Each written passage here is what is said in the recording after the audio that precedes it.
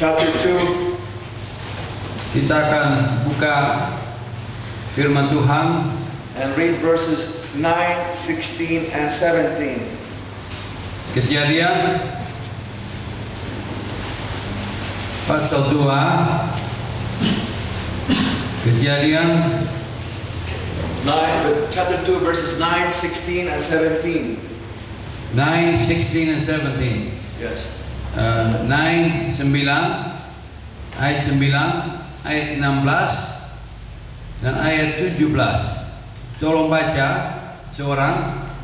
Kejadian pasal 2 ayat 9, 9, 16, And 17. 9, 16 dan 17. Silakan. Inilah firman Tuhan. Lalu Tuhan Allah menumbuhkan berbagai-bagai pohon dari bumi yang menarik dan yang baik untuk dimakan banyak, dan pohon kehidupan di tengah-tengah taman itu, serta pohon pengetahuan tentang yang baik dan yang jahat. Ayat 16. Lalu Tuhan Allah memberi perintah ini kepada manusia, semua pohon dalam taman ini boleh kau makan buahnya dengan bebas, tetapi pohon pengetahuan tentang yang baik dan yang jahat itu janganlah kau makan buahnya, sebab pada hari engkau memakannya pastilah engkau mati. So the Lord put two trees in the garden and told Adam and Eve they can eat of everything and of the tree of life. But Yeah. only one tree God commanded not to eat from. Tuhan menciptakan Taman Eden dan menempatkan dua pohon di dalam taman itu. Satu pohon kehidupan mereka boleh makan, dan satu pohon lain, pohon akan pengetahuan yang baik dan jahat, dan Tuhan larang makan buahnya. And maybe you say why God has to put the other tree of knowledge of good and evil to tempt Adam and Eve. Mengapa Tuhan menempatkan pohon itu dan yang merupakan satu pencobaan bagi Adam dan Hawa? God did not put the tree to tempt them. Sebenarnya pohon itu bukan ditaruh di situ oleh Tuhan untuk menjadi pencobaan bagi Adam dan Hawa. God put the tree of knowledge of good and evil for them to have a choice. Tetapi Tuhan memberikan pada manusia For God, suatu kebebasan untuk memilih. for God to love you, you have to choose to love Him back. Untuk Tuhan mengasihi saudara, kita harus pilih untuk kasih kembali, mengasihi kembali pada Tuhan. If you have no choice, Kalau kita tidak punya pilihan, then you are a robot. kita seperti robot.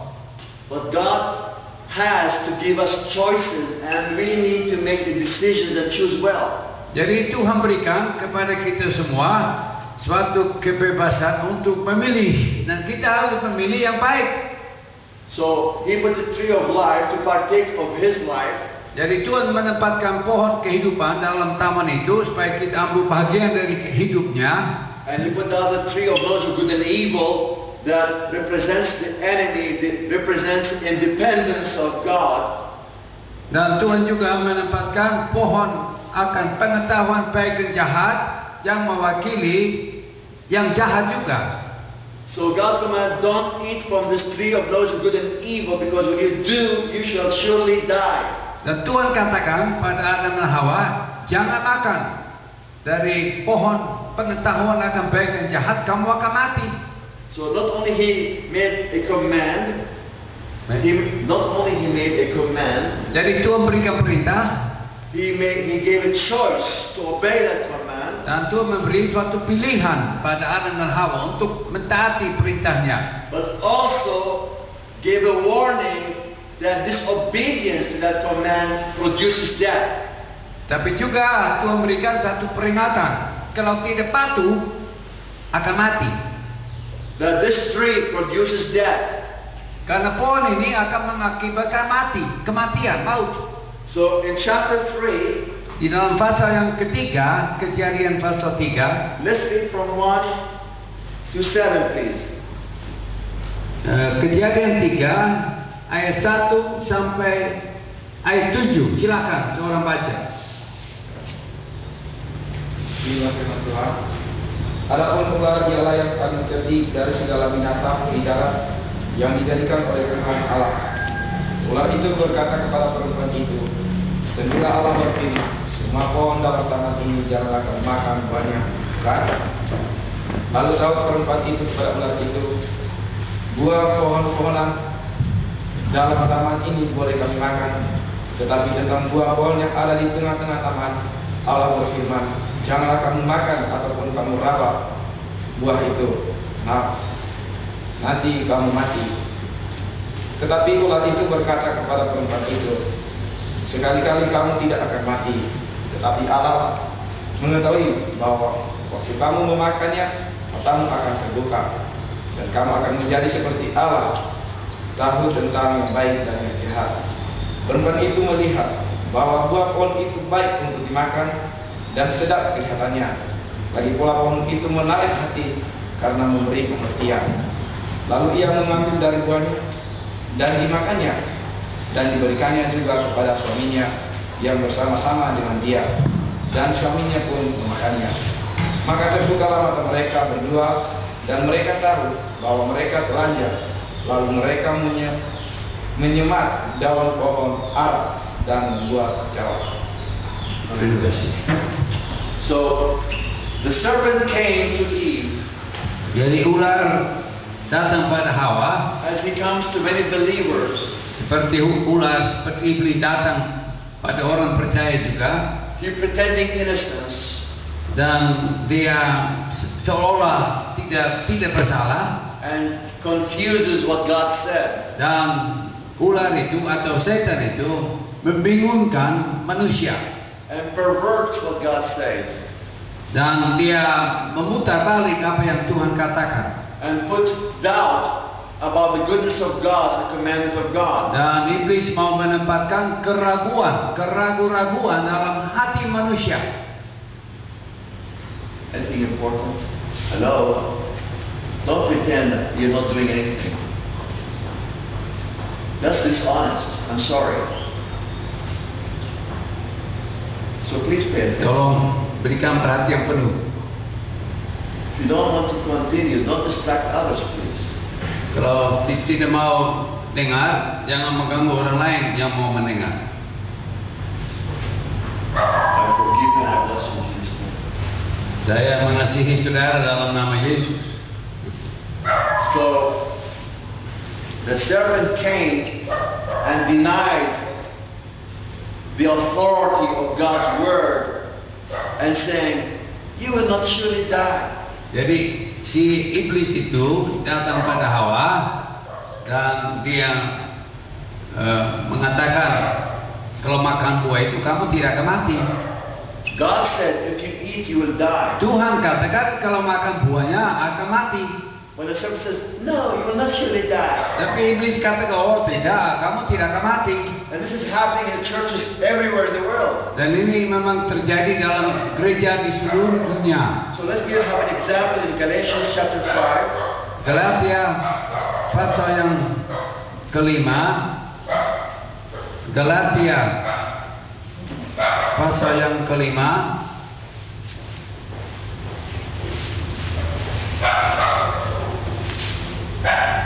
Tolong buka Galatia pasal yang kelima.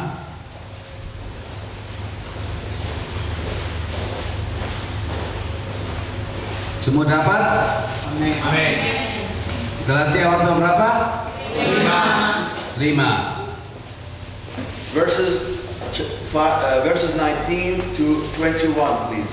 Galatia 5 ayat 19 sampai ayat 21. Perbuatan daging telah nyata, yaitu percabulan, kecemaran, hawa nafsu, penyembahan berhala, sihir, perseteruan, perselisihan, iri hati, amarah, kepentingan diri sendiri, percitraan, roh pemecah, kedengkian, kemabukan, pesta pora dan sebagainya.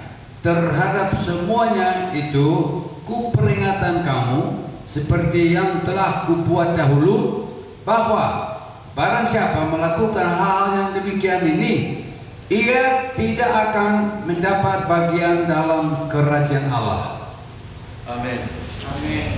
So Paul the apostle gives warnings about the works of the flesh. Jadi di sini Rasul berikan suatu peringatan bagi kita tentang perbuatan daging, And one of them is adultery. dan umpamanya persinahan. And many people think if they don't do the physical act, then they are innocent, they're free. Ada orang pikir kalau mereka tidak melakukan persinahan maka tidak bersalah. But Jesus said, if anyone looks at someone else with lust in their heart, it's the same sin as adultery. Tapi Yesus katakan kalau manusia melihat pada seorang dan punya nafsu dalam pikirannya, itu sama dengan persinahan. And in verse 20, he warns about idolatry and witchcraft. Dalam pasal 20 dia memberi peringatan tentang penyembahan berhala dan sihir. So people think because they don't do the actual act of idolatry or do witchcraft, they say we are free. Ada orang pikir kalau mereka tidak terlibat dalam penyembahan berhala atau sihir, maka mereka tidak bersalah. But please open to 1 Samuel. Tapi baca 1 Samuel, tolong baca 1 Samuel Chapter 15, ayat 15. 1 Samuel 15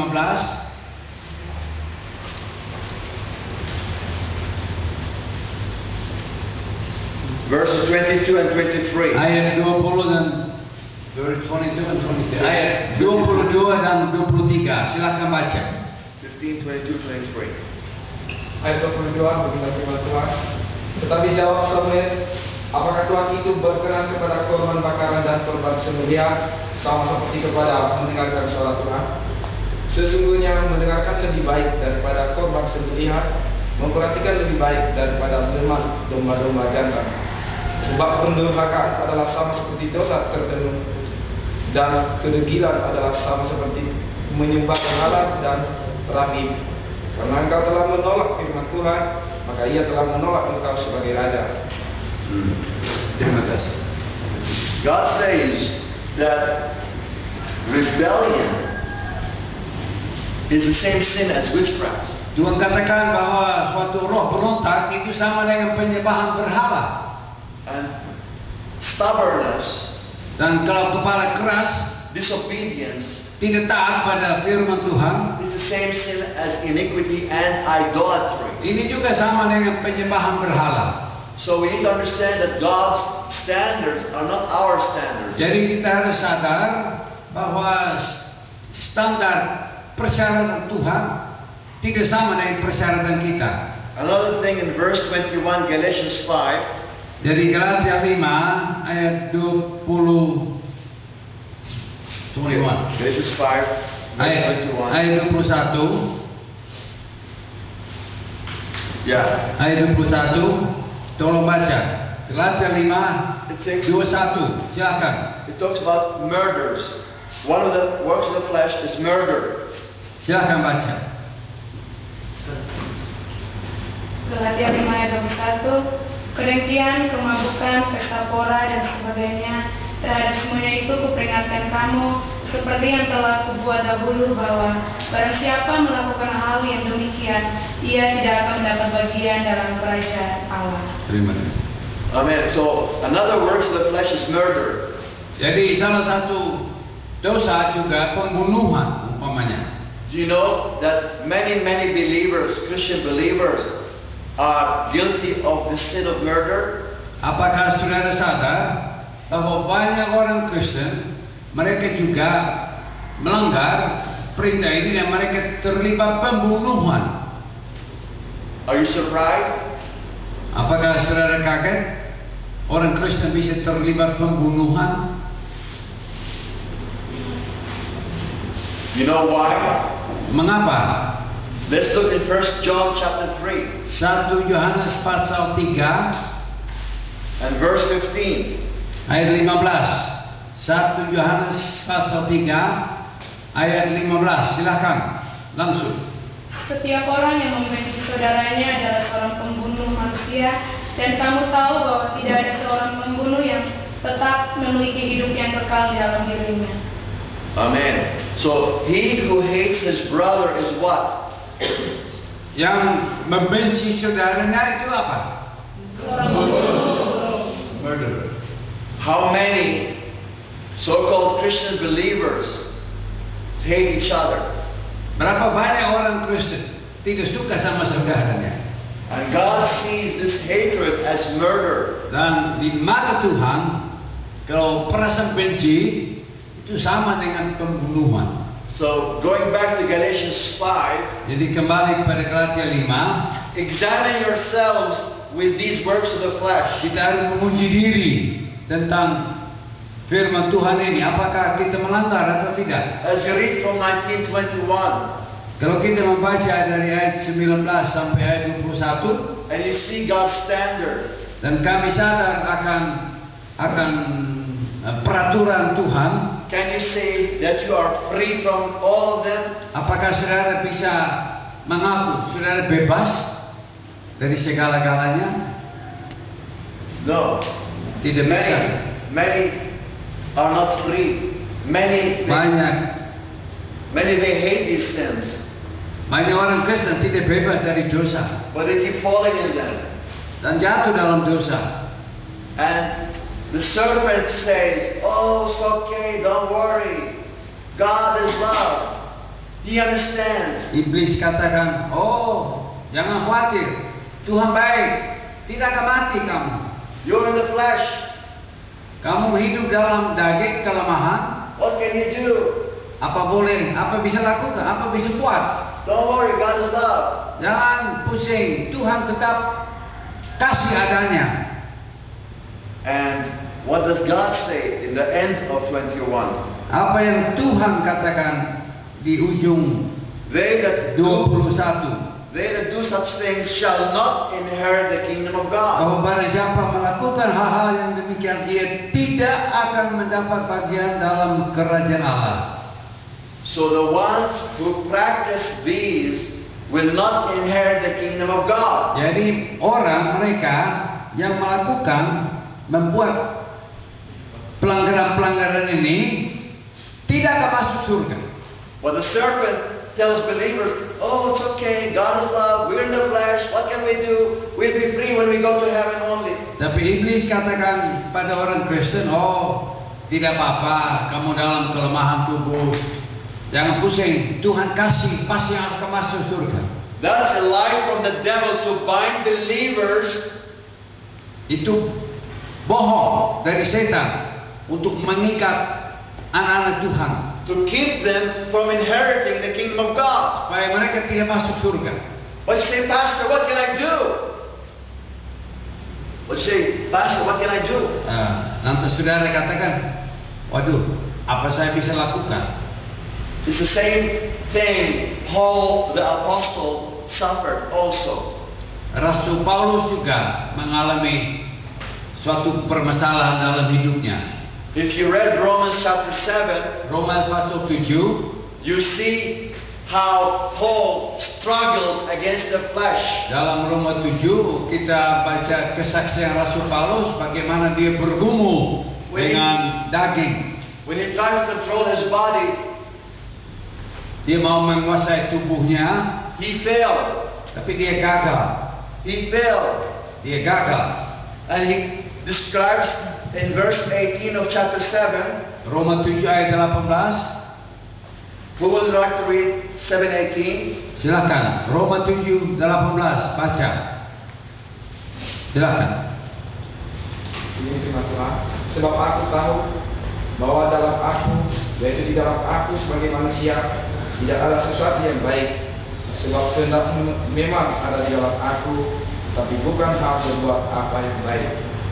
So he describes his struggle and discovers that he cannot overcome in his power. Jadi di sini Rasul Paulus menyaksikan tentang pergumulannya terhadap dosa dan dia tidak bisa menang dalam hidupnya. And he doesn't say, oh, God is love, he understands. Dia tidak katakan, oh Tuhan baik, Tuhan mengerti.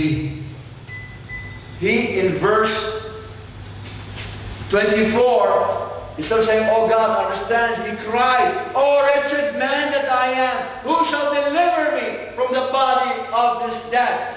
Dalam ayat 24, Roma 7:24. Flesh. Jadi Rasul Paulus tidak membenarkan diri. He made no excuses. Dia tidak memperdalihkan diri. He cried for deliverance. Dia teriak pada Tuhan untuk kebebasan, pertolongan. And same thing when we cry to God for deliverance. Dan dia mohon pertolongan dari Tuhan.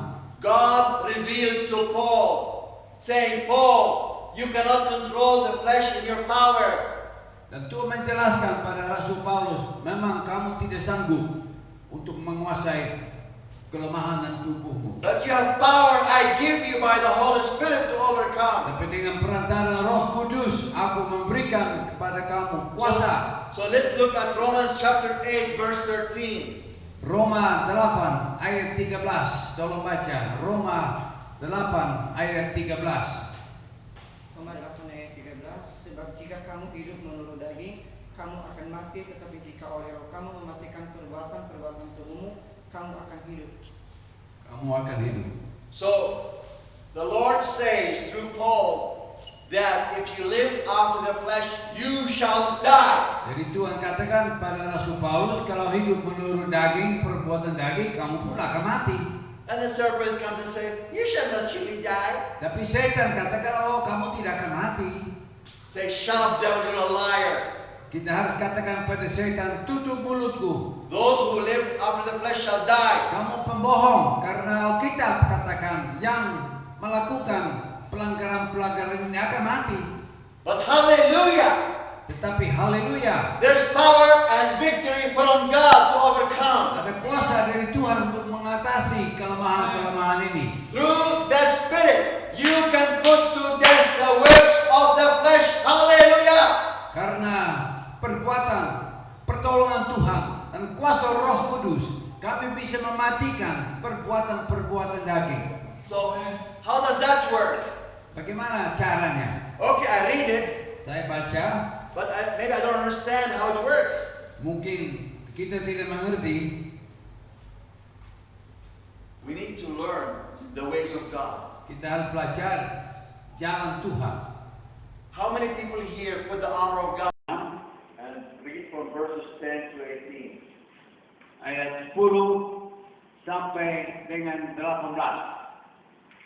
Efesus 6 ayat 10 sampai 18. Silakan. Efesus 6 ayat 10, perlengkapan rohani. Akhirnya hendaklah kamu kuat di dalam Tuhan, di dalam kekuatan kuasa-Nya. Kenakanlah seluruh perlengkapan senjata Allah, supaya kamu dapat bertahan melawan tipu muslihat iblis. Karena perjuangan kita bukankah melawan darah dan daging, tetapi melawan pemerintah-pemerintah, melawan penguasa-penguasa, melawan penghulu dunia yang gelap ini, melawan roh-roh yang jahat di udara.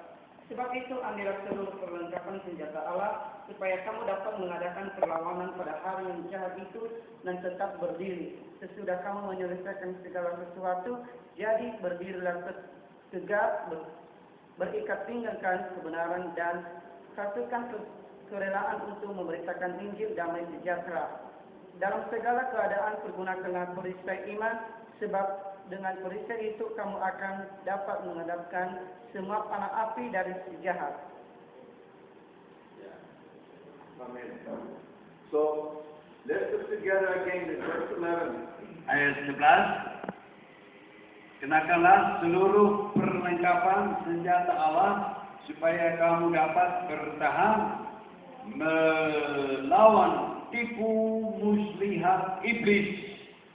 Put on the whole armor of God so you can be able to stand against the wiles of the devil. Kenakanlah seluruh perlengkapan senjata Allah supaya kamu dapat bertahan melawan tipu muslihat iblis.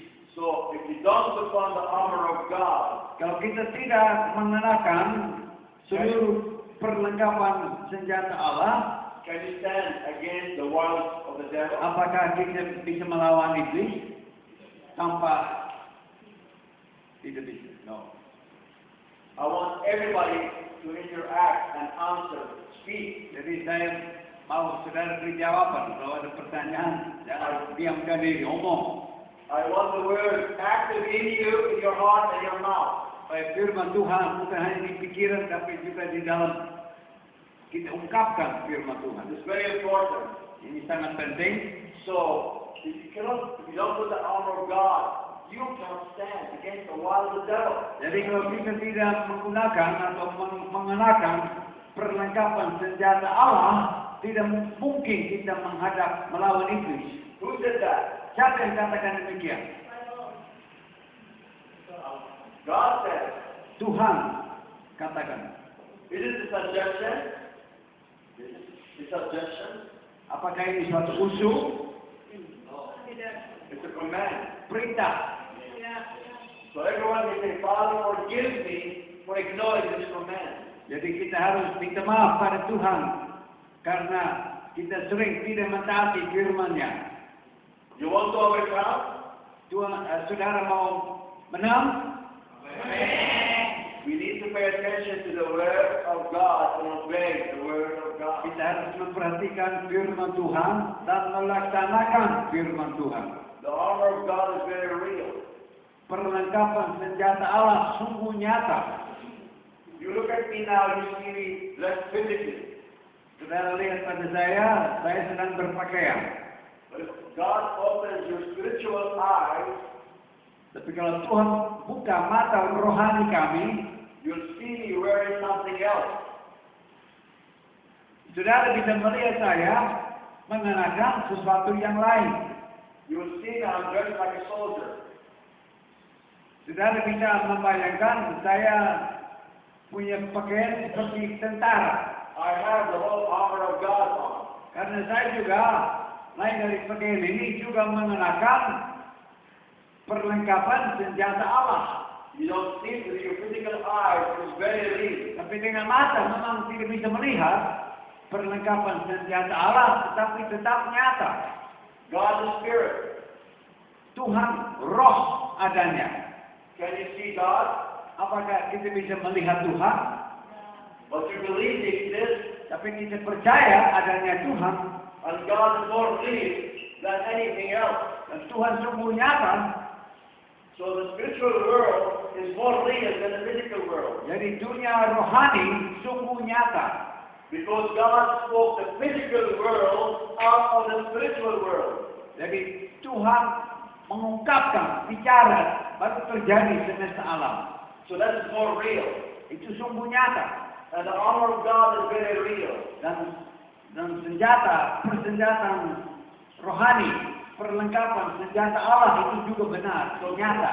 So please say now, Father, Katakan Tuhan, every day now, setiap hari ya Tuhan, I want to put the armor of God on me. aku mau mengenakan perlengkapan senjata Allah. Everyone say, Semua katakan, Father God, Tuhan, please put your armor on me now. Tuhan berikanlah padaku. Silakan. Tuhan berikanlah padaku perlengkapan senjata Allah. I ask you for it and thank you for it in Jesus' name. Saya mohon dan saya mengucap terima kasih dalam nama Yesus. Amin. Amen. In verse 13, Ayat 17. Silakan. Ayat 17. Dan terimalah keselamatan dan pedang roh, yaitu firman Allah. okay, I want you to know, my wife and I, every day, we practice putting the armor of God on piece by piece. Jadi saya mau menyaksikan bahwa istri dan saya setiap hari kami mengenakan perlengkapan senjata Allah. Sepotong dengan sepotong. One by one, satu demi satu. So if I put my jeans on, I put my shirt on, I button it, right? Jadi kalau saya pakai celana, saya pasang celana, pasang baju, saya tutup dengan penuh baju. Also, in the spiritual world, spiritually speaking, I'm a spirit being. Jadi saya juga merupakan satu oknum rohani. So what I do is, I say, Father, I put on the armor of God. Dan saya katakan, Tuhan, saya mau mengenakan perlengkapan senjata Allah. I gird my loins with truth in Jesus' name. Dan dalam nama Yesus pakai ini ban. I put on the breastplate of righteousness in Jesus' name. Kemudian kebenaran itu. I shod my feet with the preparation of the gospel of peace. Dengan kaki sepatu damai sejahtera. I take up the shield of faith and extinguish all the flaming darts of the enemy. Kemudian pakai itu perisai untuk melawan anak panah iblis. I put on the helmet of salvation. Kemudian ketopong keselamatan. I take the sword of the Spirit, which is the word of God. Pedang roh saya ambil, itu firman Tuhan. I move in the physical. I'm really doing it because I'm doing it in the spiritual. Jadi kita harus mengenakan perlengkapan senjata Allah setiap hari sesuai dengan tulisan ini. Do you understand? Mengerti saudara? Amen. Do you believe it is happening? Apa percaya dalam hati? Amen. Why? Because God said it. Karena Tuhan katakan demikian. Kita harus mengenakan itu. Amen. Amin. So do like me. Lakukan seperti saya juga. If God said it, Tuhan yang berkata, if God said it, Tuhan yang berkata, I believe it. saya percaya. Move your hands. Okay. Act. Move. Get exercise. Let the blood move. Bisa bicara dengan tangan juga. Okay.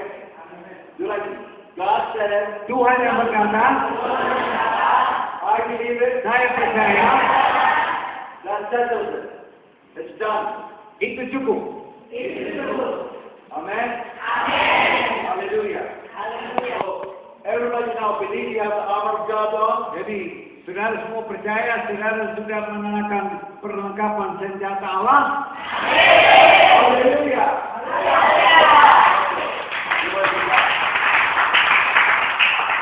Now, how do I use the sword of the Spirit? Bagaimana saya dapat menggunakan pedang roh? What is the sword? Apakah itu pedang roh? Hallelujah. The word of God. Now, how does the sword work? Bagaimana caranya pedang roh bekerja? Open to Romans chapter 10, Roma pasal 10, verse 10. Roma 10 ayat 10. Silakan baca.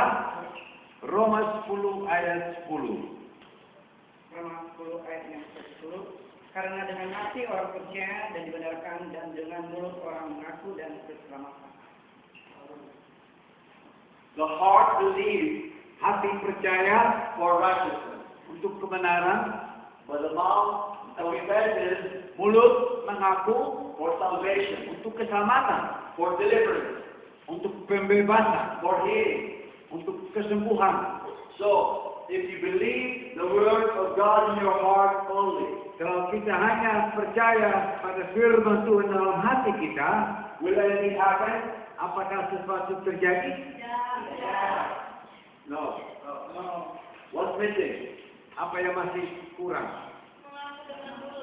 Confess with your mouth. Confession. Mengaku. When God created the world, Waktu Tuhan menciptakan langit dan bumi, if God only thought in His heart, let there be light, did not speak but thought of it in His heart, apakah kalau Tuhan hanya memikirkan tentang adanya terang, apa akan terjadi terang? would there have been light? So God believed His word in His heart, Jadi Tuhan percaya firman-Nya dalam hati, but only when God spoke the word, tapi pada waktu Tuhan bicara, mengungkapkan firman, there was light. maka terang jadi. Amin. Amen?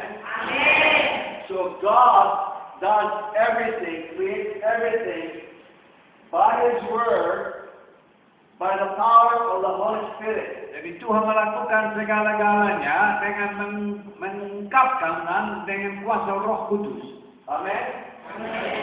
You remember Genesis 1? Ingat Kejadian 1:1, There was darkness, gelap gulita semua, and the Holy Spirit hovering. dan Roh Kudus yang berada di situ. Remember? Ingat Anybody doesn't remember, raise your hand. Read it. Kejadian 1, tahu kan? Amen.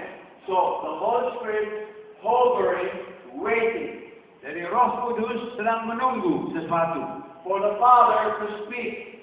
menunggu Bapa yang bicara. When the Father spoke, Pada waktu Bapa Tuhan bicara, the Holy Spirit moved to fulfill it.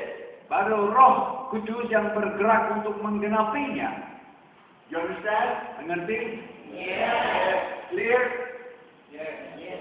Okay. So we go back to Romans 10. Kembali pada Roma 10, The heart believe for righteousness. hati percaya untuk kebenaran. So I believe what God said. Jadi saya percaya apa yang Tuhan katakan. Maybe I don't understand. Bisa saja kurang mengerti. Don't depend on understanding. Kita tidak bergantung pada pengertian. Many people want to understand in order to believe. Banyak hal kita tidak bisa mengerti, tapi kita tetap percaya. Doesn't work that way. Yang menyerahkan hati Tuhan itu iman. Those who wait to understand to believe will never believe. Jadi orang yang mengerti segala-galanya tidak akan percaya. Because God is God of faith. Karena Tuhan adalah Tuhan dari iman. He wants us to believe His word because He is God. Tuhan mau kita percaya pada firman-Nya karena Tuhan adalah. That's why He says in Proverbs chapter 3, Amsal pasal 3 verse 5. ayat 5. Who will read it? Silakan. Amsal 3 ayat 5. Misal 3 ayat 5, percaya kepada Tuhan dengan segenap hatimu dan janganlah bersandar kepada pengertian sendiri. Trust the Lord with all your heart. Percaya pada Tuhan dengan segenap hati. Don't rely on your understanding. Jangan bersandar kepada akal. Who said this? Siapa yang katakan demikian? Tuhan. Amen. Therefore, we need to believe in the heart, not the mind.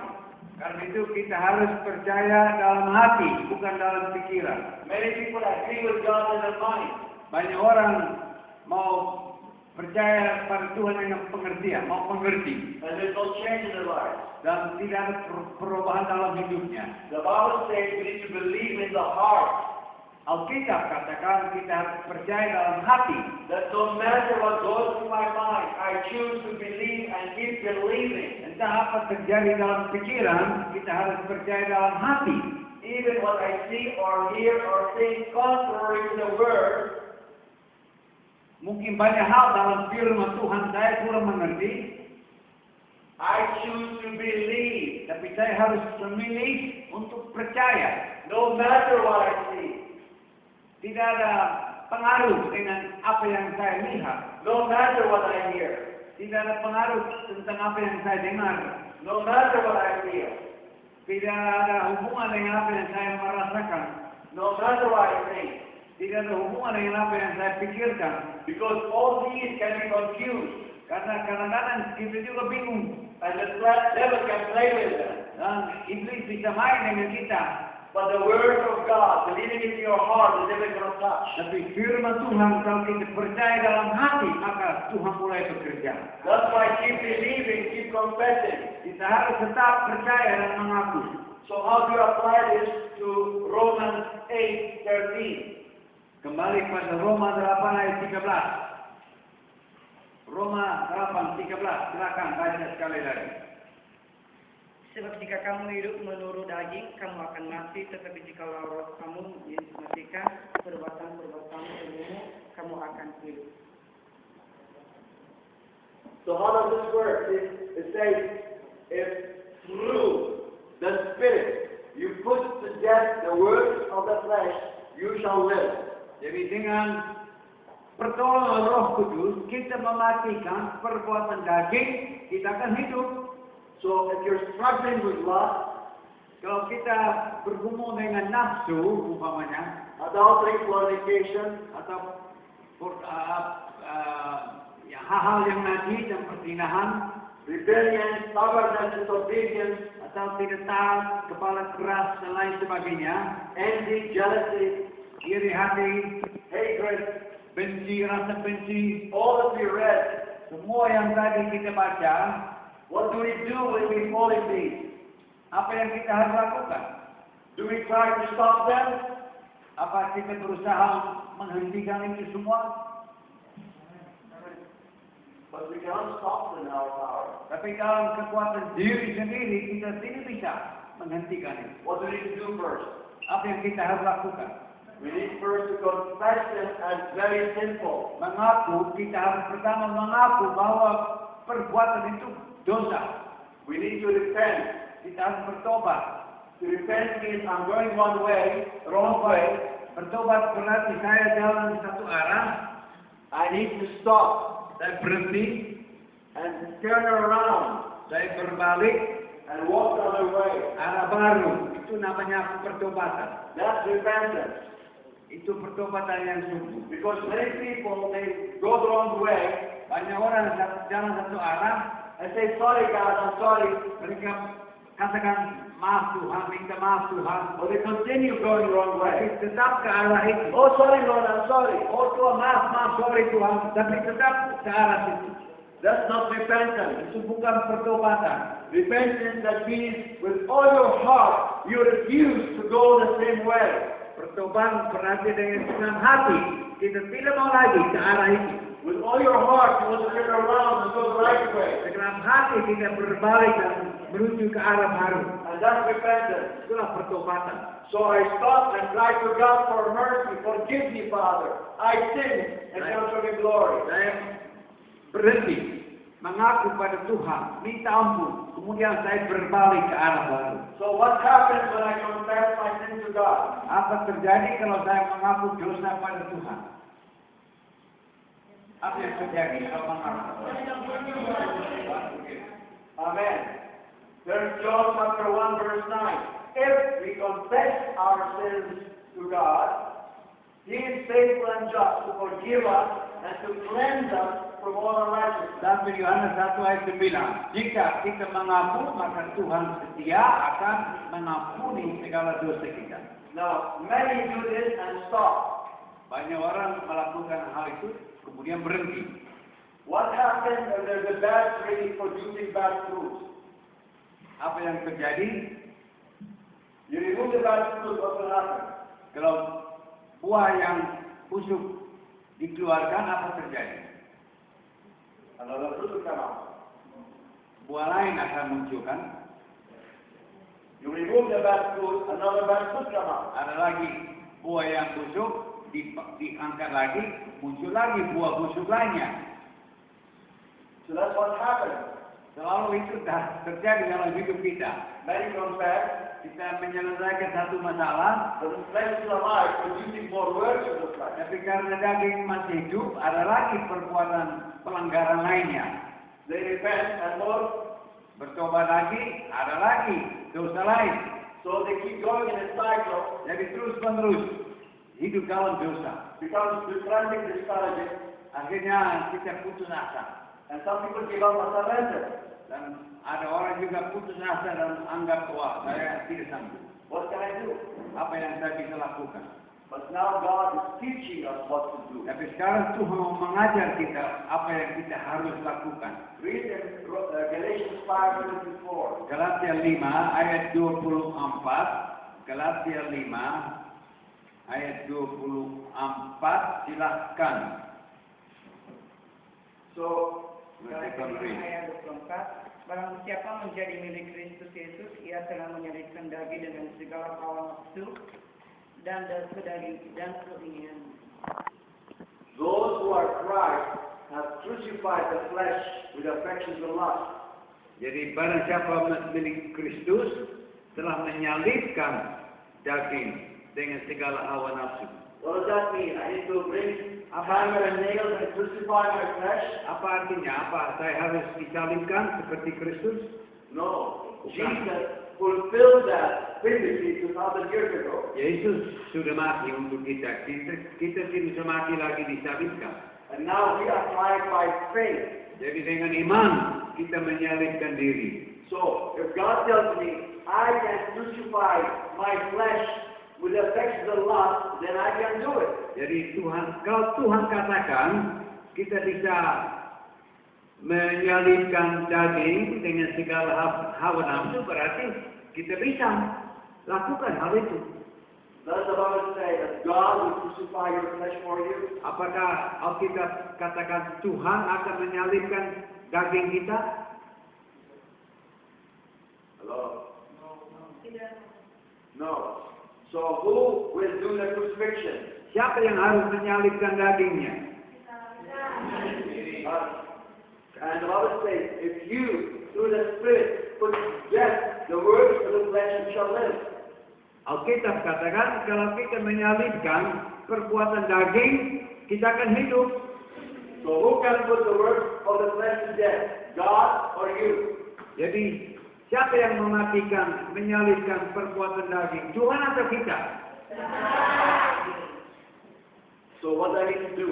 Apa yang saya harus lakukan? If I only believe this in my heart, Kalau saya hanya percaya hal ini dalam hati, nothing will happen.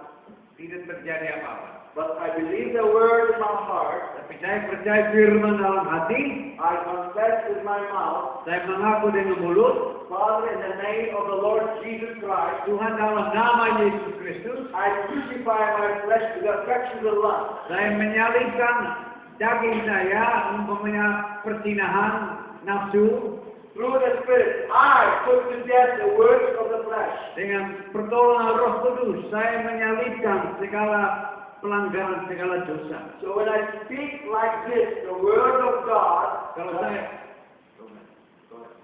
when I speak like this, the word of God, the Holy Spirit flows with the word to fulfill it. Kalau saya mengaku dengan mulut, mengungkapkan, mengaku, maka dengan pertolongan Roh Kudus terjadi pengampunan. So will the Holy Spirit do it without me believing and confessing? Apakah Roh Kudus bekerja kalau saya tidak mengaku? So I believe, Saya percaya, I confess, saya mengaku, the Holy Spirit fulfills it. kemudian Roh Kudus yang menolong kita dengan Do you believe it? apa? Kita percaya? Bravo. The devil does not want you to believe. Memang setan tidak mau kita percaya. The devil says, oh, what? This is silly. Iblis katakan, wah itu tidak masuk akal. See, nothing happened. Nggak ada apa-apa. They shout devil, you're a liar. Kita harus katakan, iblis tutup mulutmu, kamu pembohong. The word of God is true. Firman Tuhan yang benar. I believe it and I confess it in Jesus' name. Saya percaya dan saya mengaku dalam nama Yesus. And you are defeated. Dan kamu gagal. So what happens? Apa yang terjadi? Many people take the word, Banyak orang ambil firman, believing the word in your heart percaya dalam hati, is like having it on your belt. itu seperti pedang roh ada di dalam tempatnya. So when you confess the word in your mouth, Mengaku dengan mulut, you're taking the sword out and wielding it. kemudian kita gunakan pedang roh dan gunakan dan mengungkapkan. Did you ever see a soldier take the sword out with the enemy goes boom and then stop? Apakah tentara biasa ambil senjatanya atas langsung kembalikan? No, you take the sword and you keep hitting and hitting and hitting and hitting and hitting in Jesus' name. Jadi tentara gunakan senjata terus menerus, bukan hanya satu kali, terus menerus karena musuh terus datang. You don't stop until the enemy is destroyed. Tidak berhenti sampai musuh habis semua. So many times we keep believing and keep confessing. Jadi terus menerus kita harus percaya dan mengaku. I will not accept the life of the flesh and the lust of it. Saya tidak akan terima tidak akan melakukan perbuatan daging terus menerus. In Jesus' name, I crucify the flesh and the lust. Dalam nama Yesus, saya menyalibkan segala nafsu dan segala perbuatan daging. In the name of the Lord Jesus Christ, I put to death adultery. Dalam nama Yesus, saya mematikan perzinahan. I put to death envy. Saya mematikan iri hati. I put to death jealousy. Saya menyalibkan iri. Pornography. Pornografi. Saya mematikan pornografi. Hatred. Rasa benci. Envy. Jalur, iri hati. Oh, whatever you were struggling with, Segala hal yang menjadi pergumulan dalam hidup kita, no more struggling. tidak ada lagi pergumulan. Start believing. Kita harus percaya, Start confessing. mengaku dengan mulut. You're not alone. Saudara tidak sendiri. God is with you. Tuhan beserta The saudara. Holy Spirit is with you. Roh Kudus bersama The saudara. Holy Spirit will perform His word. Roh Kudus akan mengerjakan firman-Nya. The Holy Spirit is God. Roh Kudus adalah Tuhan. If God is with you, who's against you? Kalau Tuhan beserta saudara, siapa yang bisa melawan? But God, the Holy Spirit, is waiting for your word. Tapi Tuhan, Roh Kudus menunggu kita percaya dan mengungkapkan firman-Nya. Your word of faith, Ungkapan iman based on the word of God in your heart. berdasarkan firman Tuhan dalam hati. So you believe the word in your heart. Jadi kita percaya dalam hati, Confess with your mouth. mengaku dengan mulut, And the Holy Spirit flows to complete it. dan Roh Kudus mulai mengalir melalui kita And it shall be completed. dan menyelesaikan apa yang Tuhan sudah mulai. In Jesus' name. Dalam nama Yesus, You believe it? percayakan, Amen. Practice it. lakukanlah firman Tuhan. Not once. Not once. Bukan sekali, Not twice. bukan dua kali, Keep practicing. Keep using it. terus menerus kita menggunakan firman dan percaya dan mengaku. Keep hitting the sword of the Spirit. Terus menerus kita gunakan pedang roh. Don't stop until the enemy is destroyed. Jangan berhenti sampai musuh habis semua. Amen. Amen.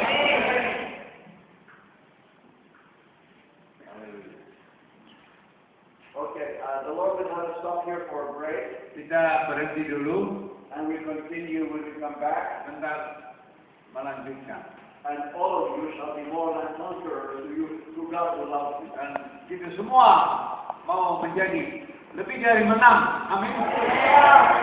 You learn something new. Apakah saudara belajar sesuatu yang baru hari ini?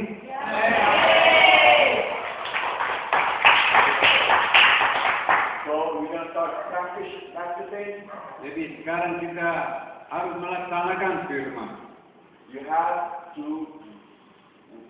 practice the word of God. Kita harus melaksanakan firman. You have to practice your faith. Kita harus melaksanakan iman. Harus ada perbuatan. In the beginning, many people, they don't have the strength. Pertama, banyak anak Tuhan tidak punya kekuatan. Like a baby, he cannot carry a chair yet. Seperti anak baik tidak bisa angkat kursi. But once we start practicing, Tapi kalau kita mulai melaksanakannya, put more pressure on the muscles. maka akan kita sanggup dengan mempraktekkannya. If the baby stops, Kalau anak berhenti, will he develop the muscle? tidak akan berkembang urat-uratnya dalam hidup, dalam tubuh. Will he be able to carry the chair? Tidak akan bisa pegang angkat satu kursi pun tidak bisa.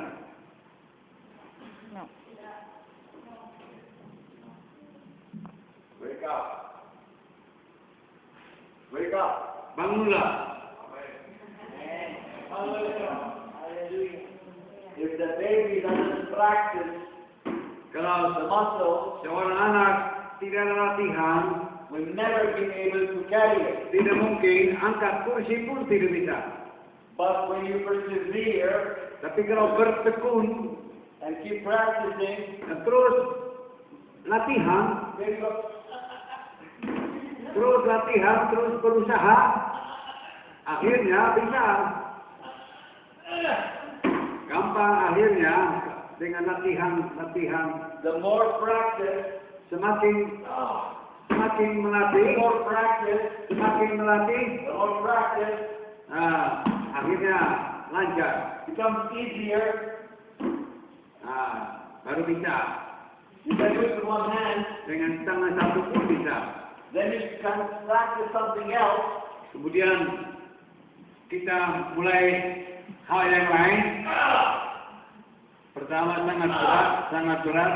But we keep persevering, Tapi kita bertekun, keep believing, tetap percaya, keep believing the word of God, tetap percaya firman Tuhan, keep confessing the word of God, tetap mengaku firman Tuhan. keep practicing, applying it to practice. Kita terus melatih, melaksanakan. God will give you more and more power. Semakin kuasa diberikan oleh Tuhan pada kita. God wants you to exercise your spiritual muscles. Tuhan mau supaya kita menggunakan peralatan yang Tuhan sediakan. The muscles of faith, Urat-urat iman kita, the muscles of love, urat-urat kasih, the muscles of hope. urat-urat pengharapan. You want to be able to hold the sword. Tuhan mau kita pegang pada pedang roh. Because many times the devil tries to take the sword from you. Tapi sering setan juga mau ambil alih pedang roh kita. For example, if you have a sword in your hand, take the sword. I give you the sword, take it. Saya berikan pedang pada saudara. Go like this with the sword. Gunakanlah. Baru setan datang mau ambil kita pedang roh kita. What happened? Apa yang terjadi? He took the sword lightly. Dia tidak pegang sungguh-sungguh. And that's what happened with many believers. Nah, ini yang terjadi pada banyak orang percaya. They take the word of God lightly. Mereka tidak gunakan firman Tuhan sebenarnya. And the devil is able to take it from them. Kemudian setan datang ambil roh. The Pedang devil, roh. the devil is able to drop it from them. Atau setan mau kita kasih jatuh itu pedang roh. So what you need to do is you need to hold the word of God firmly. Kita harus pegang teguh pada firman Tuhan. Go like this. Sekali lagi. Sekarang tidak bisa. Hallelujah.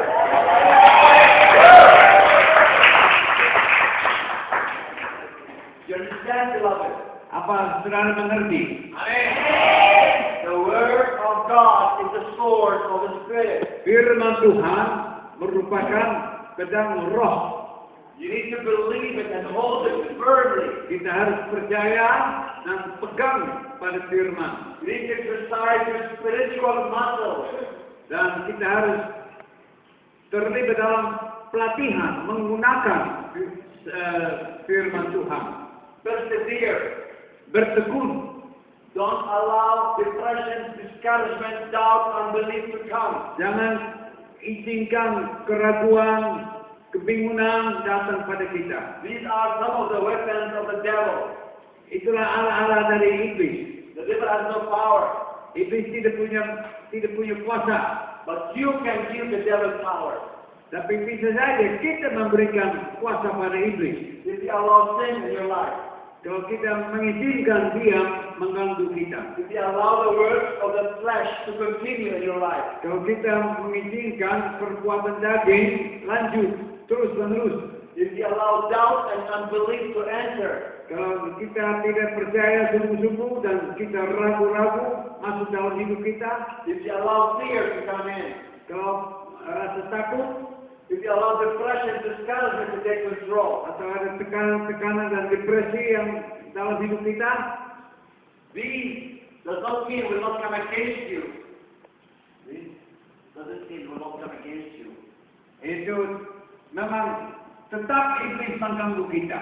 The devil uses with power against you. Dia tetap mau mengganggu dan supaya kita tidak pegang pada pedang roh itu. So when they come against you, Jadi kalau iblis melawan kita, it's alright initially.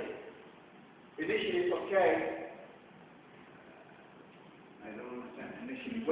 When depression, discouragement comes, it's okay, it's natural.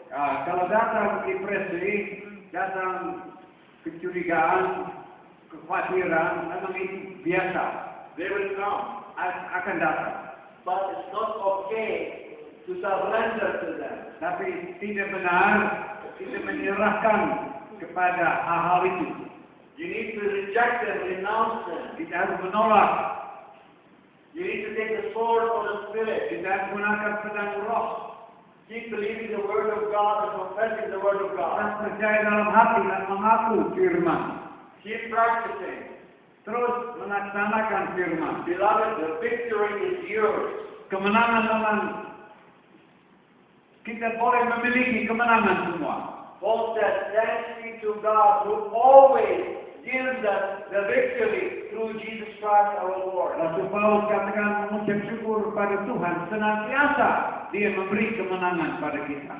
Does he say, thanks be to God who sometimes gives us the victory? Bukan berarti kita mengucap syukur kadang-kadang Tuhan memberi kemenangan.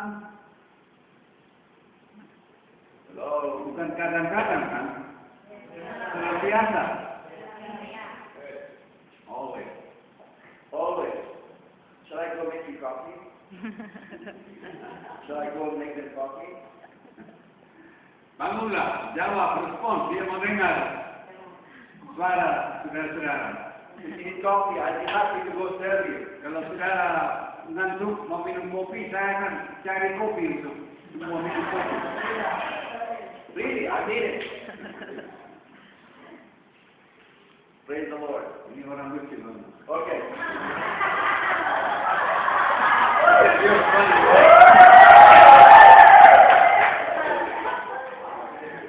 Hallelujah. Praise the Lord. Haleluya, puji Tuhan. Okay. So, we go back to our focus on Galatians 5. Jadi kita kembali pada Galatia pasal 5. And now, we understand these words of the flesh cannot live in us anymore. Jadi sekarang kita sadar bahwa perbuatan daging tidak boleh lagi hidup dalam hidup kita. Now we choose to hate them. Kita harus memilih membenci perbuatan daging itu. We repent of them. Kita bertobat dari segala perbuatan daging. We confess them to God as sins. We Confess them to kita God as sins. mengaku kepada Tuhan selaku dosa. We receive God's love and forgiveness. Kita menerima kasih dan pengampunan Tuhan. So we don't stop there. Tetapi di situ Now we go tidak berhenti. and speak in Jesus' name. I crucify my flesh with affections of lust. Sekarang kita harus mengaku, mengungkapkan dalam nama Yesus, saya mematikan. And whatever you struggle in the works of the flesh, you address that specifically. Saya harus menyalibkan perbuatan daging satu demi satu dalam hidupku. If you have struggled with lust in your heart, in the name of Jesus Christ, I put you to death, lust. I put you to death in Jesus' name. Umpamanya kita masih bergumul dengan nafsu. Dalam nama Yesus kita harus menyangkal dan mematikan, menyalibkan perasaan nafsu itu. If you have envy or jealousy, in Jesus' name, I put you to death through the Spirit. Kalau ada perasaan iri hati, dalam nama Yesus kita harus menyalibkan perasaan iri. Like Paul said, through the Spirit, you put to death the works of the flesh. Jadi Rasul Paulus katakan dengan perantara Roh Kudus kita menyalibkan semua perbuatan daging. So I believe in my heart, I confess with my mouth, Percaya dalam hati, mengaku dengan mulut, and the Holy Spirit moves with the word to conform and to fulfill it. dan Roh Kudus yang bekerja dengan firman Tuhan. It's not my power, Bukan dengan kekuatanku, it's the power of God, tapi kekuatan Tuhan. the power of the Holy Spirit. Kuasa Roh Kudus. What's my part? What is my part? Apa bahagian aku believing, percaya, faith, beriman, confession, mengaku dengan mulut, believing God always perform His word. percaya bahwa Tuhan selalu melaksanakan firman-Nya. God performs His word. Tuhan yang bekerja melalui firman. But I need to believe Tapi saya harus percaya and confess dan mengaku to see the salvation of God. untuk melihat keselamatan dari Tuhan. Amen? Amen. All clear? Semua jelas? Anyone doesn't understand? Ada yang belum mengerti?